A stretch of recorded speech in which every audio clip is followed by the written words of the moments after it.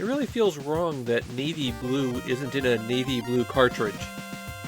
I should point out that the official title of the game is Kaizen Game Navy Blue, but the box, the logo, and the title screen drop the Kaizen Game part, and it's not like anybody uses it when referring to this one.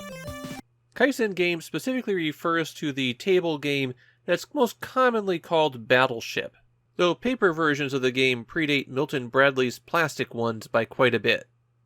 The concept of the game, and it's replicated in navy blue, is that players have an array of vehicles that they place on a grid, and then take turns guessing squares on their opponent's grid, hoping to find their ships. Hitting all of the squares that a ship is in sinks it, and the first person to sink all of their opponent's ships wins. The classic forms of this naval battle game aren't very interesting because they primarily come down to who gets luckier. There's some very minor strategies you can employ to disguise the layout of your ships to slow someone down, but that can only get you 1 or 2 turns advantage, and those grids are awfully big. Navy blue actually adds a lot to the traditional formula, and I think it's an enormous improvement, but I'm not sure the end result is really great. When you start the game, your rather familiar-looking commander wants you to clear the ocean between your country and the enemy country, and there's a grid of 26 ocean squares between you. At the start, you only control your base in the lower left-hand corner, and you can play any battle that connects orthogonally with area you control. So up, down, left, right. Each of the squares represents a distinct battle. There will be a certain number of enemy vehicles there, and they'll always have the same armament. Once you've selected which battle you're going to take part in, you get to pick your fleet. At the beginning, this will consist of 4 vehicles, and you choose them from a list of 8 possible ones. Then you have to spend points on armaments. Every vehicle has at least 2, sometimes 3, types of armaments that you can load on it, and they all have different point costs associated with them. We'll get into what they do in a moment. Once you've selected your team and loadout, you have to place the vehicles down on the grid. B will rotate them, A will place them. And you'll notice that there's a fairly large variety in size and shape for these vehicles. Yes, you could take all tiny ones, but that also affects your armament choices. And there's an advantage to being big as well. If a ship is destroyed before you can use its special weapons, it's just gone. Once all the ships are placed, it's time to start the bombardment. And as long as you have any vehicles under your control, you can always drop a bomb in one square. You do that by pressing A. But if you press B, you can choose one of your items. I'm not going to drill down into all 20 special attacks, but the gist of it is that there's 3 different kinds of special armaments. A missile barrage where you can target multiple independent squares, spreading your shots all over the map if you like. A large blast which will affect a certain area. These patterns are fixed and can't be rotated, and so you can drop a whole line of bombs, or maybe one really big bomb.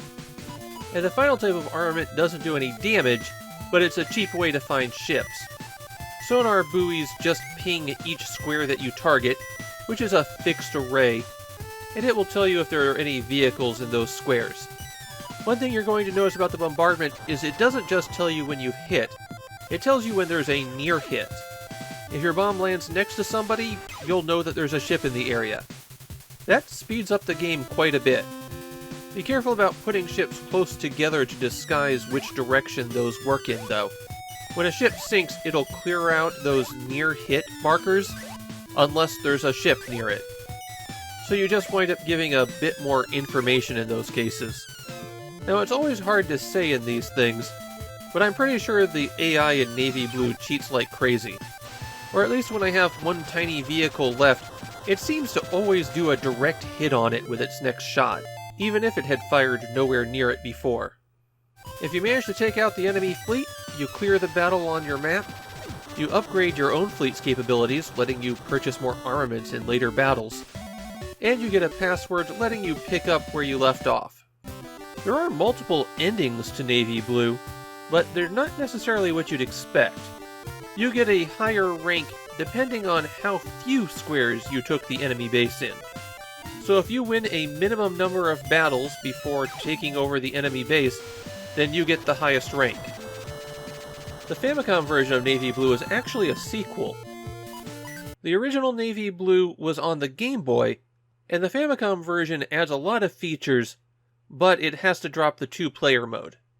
There will be one more sequel to Navy Blue, a very late Game Boy release in 1998.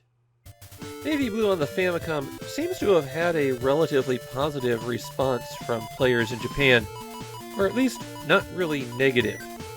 I've heard quite a few people mentioning how they loved the game as a kid, though most of the nerdier sort seem to agree with me that the AI cheats. What's my take on Navy Blue? You know, I'm not really sure. Okay, I know I'm not going to go back and play this one. Even with the improvements on the standard Battleship formula, it just wasn't something I was having fun with. But I can definitely see it appealing to some people. I think it's the best adaptation of the board game that I've ever seen, and I can't really fault the game's presentation. I'm just going to mark this one down as not for me, but maybe you'll like it.